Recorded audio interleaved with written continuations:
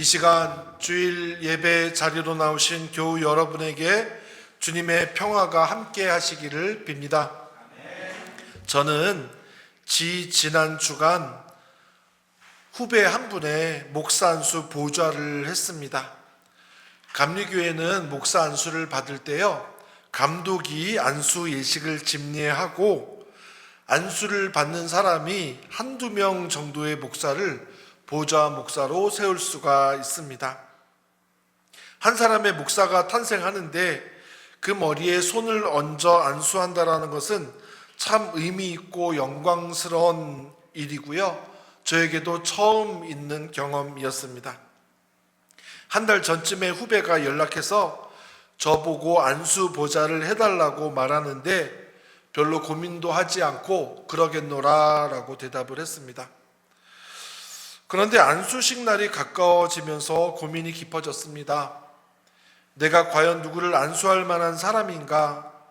내가 누구에게 안수를 줄 만큼 목사답게 좋은 기독교인으로서 살아가고 있는가?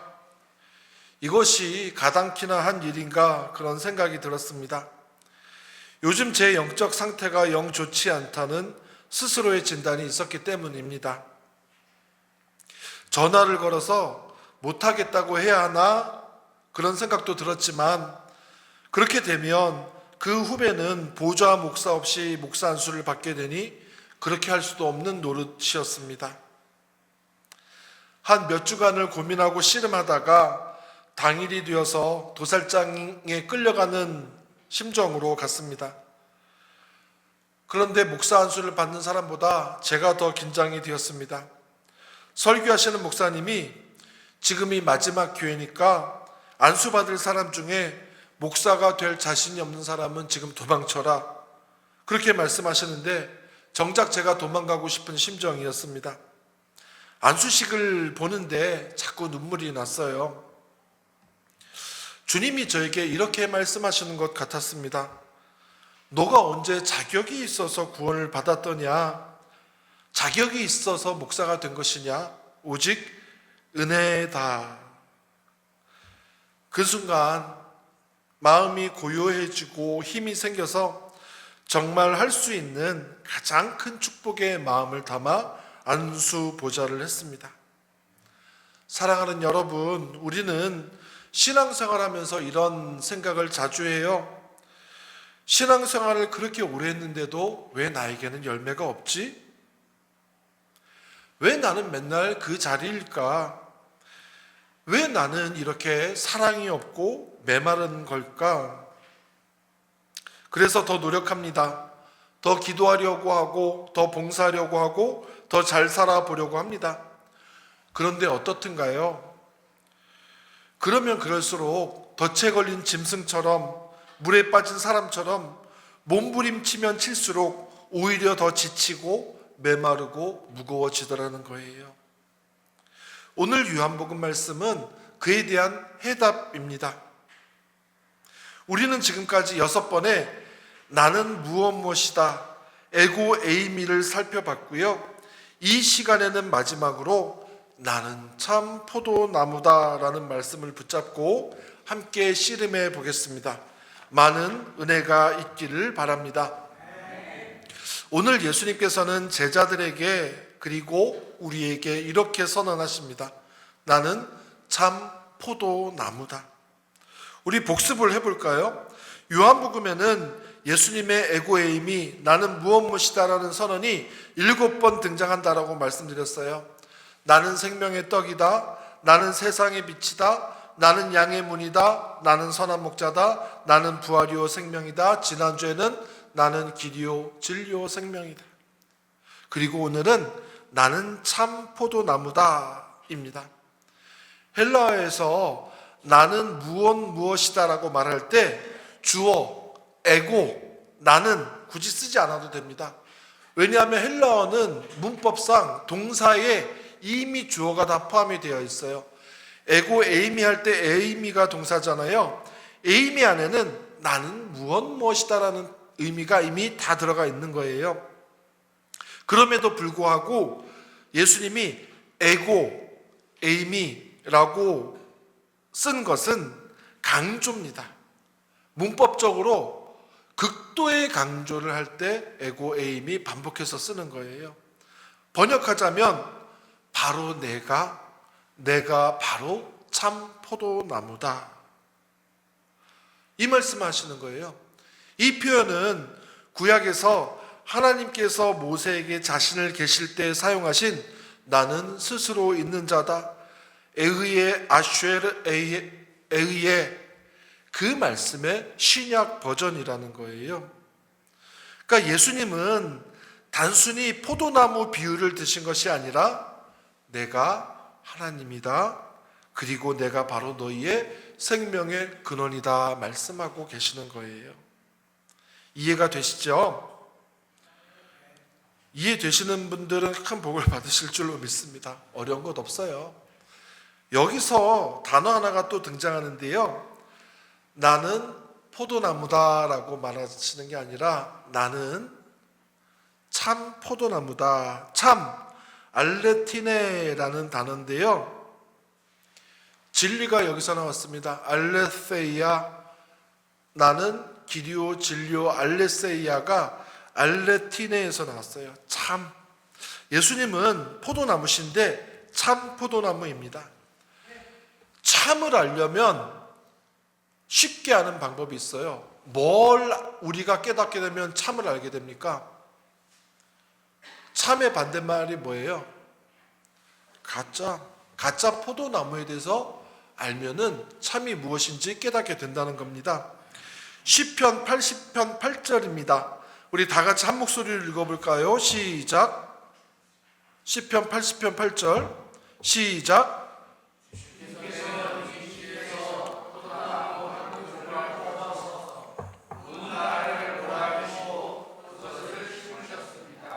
아멘. 자, 주님께서는 이집트에서 포도나무 한 그루를 뽑아 오셔가지고 문나라를 몰아내시고 그것을 심으셨다. 무슨 얘기입니까?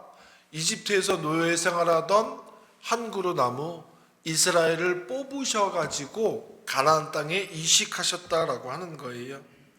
하나님의 소원은 젖과 꿀이 흐르는 가나안 땅에서 이스라엘이 좋은 포도나무가 되어서 좋은 열매를 맺기를 원하는 것이었습니다. 근데 하나님이 실패하셨어요.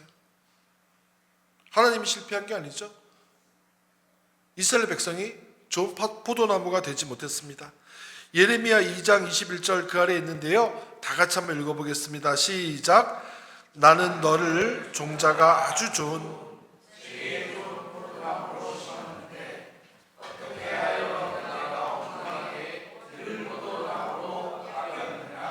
아멘. 좋은 포도나무 품종을, 세상에서 제일 좋은 포도나무 품종을 심었는데 들포도나무 열매를 맺었다는 겁니다. 그러면 중간에 누가 종자를 바꿔치기 했든지 아니면 그게 다른 것과 섞여가지고 다른 것과 접붙이면서 들포도나무가 되었다라는 얘기겠죠. 우상을 섬겼고 스스로의 행위와 율법, 전통이 자신들을 구원해주고 보호해줄 수 있을 거라고 생각을 했다는 겁니다. 그것은 결국 하나님을 떠난 모습이었어요. 그러니까 좋은 열매를 기대했는데 좋은 열매가 맺힐 수가 없는 것이죠. 그래서 예수님이 오셔서 선언하시는 겁니다. 내가 바로 그 참 포도나무다. 하나님이 이스라엘 백성에게 바라신 것, 이스라엘 백성이 꼭 되어야 했던 것은 아름다운 열매였습니다. 사랑과 공의, 생명과 평화의 열매를 맺었어야 되는데요. 들포도나무가 되었습니다. 열매를 맺지 못하는 나무가 되었습니다. 오늘 우리 눈앞에도 수많은 가짜 포도나무가 있습니다. 돈이라는 포도나무, 성공과 성취라는 포도나무, 사람들의 인정이라는 포도나무, 종교적 행위와 열심이라는 포도나무. 이것들은 사실 나쁘게 보이지 않을 수도 있습니다. 아니, 대부분은 부함직도 하고 먹음직도 합니다. 그러나 예수님이 이 시간에 말씀하시는 것은 참 포도나무는 나뿐이다 라고 말씀하시는 거예요. 돈이, 지위가, 인정이, 권력이 우리에게 생명을 줄 수 없다라고 하는 겁니다. 참 포도나무는 예수님 뿐이다. 그 사실을 꼭 기억하시기 바랍니다. 우리 4절 말씀 다 같이 읽어볼게요. 4절 말씀 시작. 내 안에 머물러 있어라.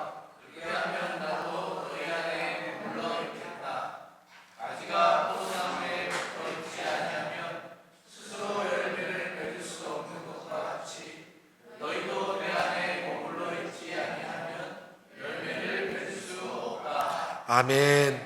가장 많이 등장하는 단어가 뭐예요?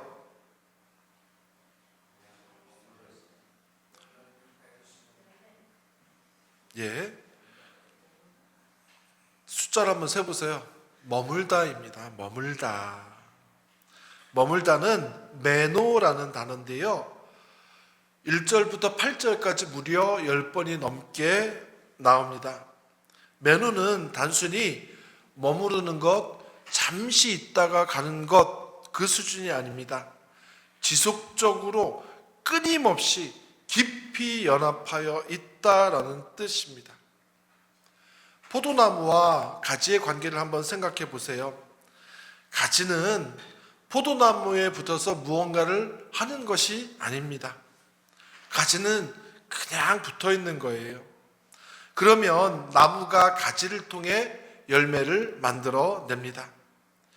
이것을 그리스도와의 연합이라고 얘기를 합니다. 우리의 신앙생활이 힘든 이유가 무엇일까요? 많은 경우 우리는 가지인데 포도나무처럼 살려고 하기 때문입니다. 스스로 열매를 만들어 내려고 합니다. 스스로 의롭게 되려고 하고, 스스로 강해지려 하고, 스스로 사랑하려 합니다. 그러나 예수님 말씀은 이것입니다. 5절 다 같이 한번 읽어볼게요. 시작. 나는 포도나무요 그는 가지다. 사람이 내 안에 머물러 있고 내가 그 안에 머물러 있으면 그는 많은 열매를 맺는다. 너희는 나를 떠나서는 아무것도 할 수 없다. 아멘. 머물러 있기만 하면 된다는 거예요. 그런데 마지막이 좀 껄쩍지근합니다. 답답해요. 너희는 나를 떠나서는 아무것도 할 수 없다. 현대인들은 이 말씀을 읽으면 기독교를 속박의 종교, 구속의 종교라고 생각할 수도 있을 것 같아요. 아니, 남편도 아내도 나를 속박한다면 못 견디겠는데 예수님은 나를 떠나서는 아무것도 할 수 없다라고 말씀하십니다. 그런데 이것은 우리를 종속시키겠다는, 종으로 만들겠다는 말씀이 아니에요. 반대로 해방의 말씀입니다. 이 말씀의 진정한 의미가 뭐예요? 나 스스로 모든 것을 만들어낼 필요가 하나도 없다라는 의미입니다. 주님이 우리에게 말씀하시는 것은, 야, 너 스스로 모든 걸 다 해결하려고 하지 마. 다 만들려고 하지 마. 그렇게 말씀하시는 거예요. 그저 내 안에 머물러 있기만 하면, 예수님께 붙어있는 가지가 되기만 하면 우리 삶의 열매도 자연스럽게 맺히게 된다라고 하는 겁니다. 내가 모든 걸 다 해야 돼. 내 삶에서 성공하지 못하면 나는 실패자가 될 거야. 내 삶에 어떤 열매가 없으면 나는 루저가 될 거야. 뒤처지는 사람이 될 거야. 그런 생각하지 말라는 거예요. 예수님께 붙어 있기만 하면 놀라운 열매들이 우리 삶에 맺히게 된다라고 하는 겁니다. 얼마나 쉬워요. 우리는 그저 가지입니다. 기도 안에, 말씀 안에, 공동체 안에, 예배 안에, 그리스도 안에 머물기만 하면 열매는 저절로 맺힙니다. 얼마나 쉽습니까? 신앙은 더 열심히 하는 것이 아니라 더 깊이 거하는 것입니다. 누구 안에? 예수님 안에. 그런데 성경을 읽다 보면 중간에 마음에 걸리는 부분이 있어요. 2절 말씀입니다. 2절 말씀 다 같이 읽어보겠습니다. 시작. 내게 붙어 있으면서도 열매를 맺지 못하는 가지는 아버지께서 다 잘라버리시고 열매를 맺는 가지는 더 많은 열매를 맺게 하시려고 손질하신다. 아멘. 하나님이 사랑의 하나님이라면서요. 그런데 열매를 맺지 못하는 가지는 잘라버리겠다라고 하시는 거예요. 마음에 좀 걸립니다. 제가 이 말씀을 가지고 묵상하다가 농부의 손길을 한번 생각을 해봤어요. 포도원 농부가 가지를 자를 때 어떤 마음이었을까요? 분노로 자르지 않았을 것입니다. 이 녀석들 열매를 맺지 못하면 생명책에서 지워버리겠다, 이런 마음이 아니었을 것 같아요. 더 좋은 열매를 맺게 하려는 사랑으로 잘랐을 것입니다. 우리 어머니가 화초를 정말 잘 키우시거든요. 제가 볼 때는 세계 1등입니다. 죽어가는 화초도 집안에서 얼마나 잘 키우시는지 몰라요. 근데 우리 어머니가 전지과일을 가지고 화초를 손질하실 때 어떤 마음으로 자르셨을까? 당연히 봄이 되면 예쁜 꽃 피어라, 얼어 죽지 말아라, 잘 자라라, 그런 생각으로 화초를 잘랐을 거라고 생각을 하거든요. 제가 깨닫게 된 게 있습니다. 우리 인생에서 고난과 상실, 내려놓음과 비움, 이것들이 하나님의 가지치기일 수 있겠다라는 생각이 들었어요. 하나님이 우리를 가지치기 하시는 거예요. 가지치기의 목적은 뭐겠습니까? 좋은 열매를 맺게 하도록. 내가 붙들고 있던 것들, 나를 포도나무가 아닌 다른 곳에 붙들어 매던 것들을 잘라내실 때 그것은 심판이 아니라 더 깊은 연합을 위한 은혜입니다. 혹시 내 삶에서 요즘 잘려나가는 것들이 있다면 그것이 농부 하나님의 사랑의 손길 가지치기가 아닐까라는 기대를 가지시기 바랍니다. 앞서 안수보자 이야기를 드렸는데요. 하도 복잡한 마음이 들어서 제가 안수받을 때 어떤 생각이었나라고 돌아보다가 페이스북에 써놨던 안수받기 전날 제가 밤에 썼던 글을 다시금 찾아서 읽어봤습니다. 이렇게 써 있더라고요. 목사 안수 전날 밤 예배당에 홀로 앉았습니다. 도무지 자격 없는, 내가 목사가 되어도 되는지 하나님 앞에 옷깃을 여미며 한없이 초라한 마음으로 몸을 부르르 떠는 작은 새가 되어 묻습니다. 이내 언제 너가 자격이 있어서 자녀로 삼았느냐고, 자격이 있어서 목사로 세우시는 것이 아니라고, 오직 은혜며 은총이라고 마음의 위로를 주십니다. 그래도 두렵습니다. 친구들이 10년 전에 받았던 안수를 정확히 40세에 받습니다. 저는 우리 주님이 왜 그러셨는지, 왜 돌아가게 하셨는지, 왜 늦게 하셨는지를 알 것 같습니다. 저는 교만했습니다. 우리 어머니가 말씀하시는 큰 목사가 되고 싶었습니다. 아마 그냥 남들처럼만 했으면 그렇게 되었을 것 같습니다. 자신만만했거든요. 그런데 하나님께서 낮추셨습니다. 처절한 실패와 쓰라림, 때로는 3겹, 4겹 고난의 파도와 맞닥뜨리게 하셨습니다. 지식도 외모도 능력도 다 가져가셨습니다. 자신감도 없습니다. 그제서야 사랑하는 주님이 이제 됐다 말씀하시는 듯 합니다. 어머니 말씀을 많이 어겼지만 마지막으로 어기려 합니다. 큰 목사가 아닌 가장 작은 자 중에 하나, 주인의 품꾼 중 하나가 되겠습니다. 멸시천대 십자가는 내 가지고 존귀 영광 모든 권세는 하나님만 받으세요. 하나님의 영광을 가로채지 않고 영광의 자리에 앉지 않겠습니다. 가장 낮고 가난한 사람들과 울고 웃고 부대끼며 하늘의 예배를 드리겠습니다. 거리에서 작은 자들과 예배 드리는 것을 부끄럽게 생각하지 않겠습니다. 한눈 팔지 않고 좋은 건물, 많은 교인, 높은 십자가탑 세우기보다 하나님 사랑의 깊이와 넓이와 높이와 길이를 드러내는 목사가 되겠습니다. 예수 믿기가 아니라 예수 살기를 내 평생의 소원으로 삼겠습니다. 조금이라도 닮을 수 있다면, 그래서 하나님 앞에 섰을 때 그냥 두 팔 벌리고 꼭 안아주시면 그것으로 충분합니다. 주님 사랑합니다. 제가 그렇게 썼더라고요. 어젯밤에 이 글을 다시 한번 읽다가 지금의 제 모습이 너무 부끄러워서 또 주님의 사랑이 너무 깊어서 한참 동안 혼자 훌쩍훌쩍거렸습니다. 여러분께 거듭 말씀드리지만 제 부족한 모습을 용서해 주시고 또 저를 위해서 기도해 주시기 바랍니다. 제가 좋은 가지가 될 수 있도록, 좋은 목사가 될 수 있도록, 부족하고 못나지만 제가 후배 전도사를 위해 간절히 기도했던 것처럼 여러분 저를 위해서 간절히 기도해 주시기 바랍니다. 그리고 우리 모두 가지가 되어 포도나무에 잘 붙어 있기를, 그래서 좋은 믿음의 열매를 맺기를 소원합니다. 제가 놀랐어요. 그 포도나무의 열매가 무엇일까? 바로 요한복음 15장에 이어서 나오더라고요.